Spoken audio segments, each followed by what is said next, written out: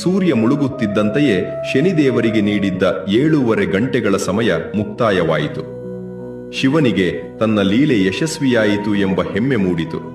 ತಕ್ಷಣವೇ ಆನೆಯ ರೂಪವನ್ನು ತ್ಯಜಿಸಿ ತನ್ನ ದಿವ್ಯ ರೂಪದಲ್ಲಿ ಕೈಲಾಸಕ್ಕೆ ಹಿಂತಿರುಗಿದನು. ಅಲ್ಲಿ ಆಗಲೇ ಕಾಯುತ್ತಿದ್ದ ಶನಿದೇವನನ್ನು ನೋಡಿ ಶಿವನು ನಸುನಗುತ್ತಾ ಹೀಗೆಂದನು. ಶನಿದೇವರೇ, ನಿಮ್ಮ ವಕ್ರದೃಷ್ಟಿಯಿಂದ ತಪ್ಪಿಸಿಕೊಳ್ಳುವುದು ಅಸಾಧ್ಯ ಎಂದು ಹೇಳಿದ್ದಿರಿ. ಆದರೆ ನೋಡಿ, ಇಡೀ ದಿನ ನಾನು ಕಾಡಿನಲ್ಲಿ ಆನೆಯ ರೂಪದಲ್ಲಿ ಇದ್ದೆ. ಯಾರೊಬ್ಬರೂ ನನ್ನನ್ನು ಗಮನಿಸಲಿಲ್ಲ.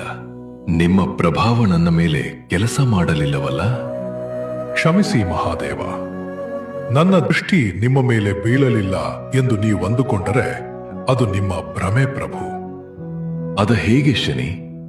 ಇಡೀ ದಿನ ನನ್ನನ್ನು ಆ ಕಾಡಿನಲ್ಲಿ ಯಾರೂ ನೋಡಲೇ ಇಲ್ಲವಲ್ಲ? ಮಹಾದೇವ,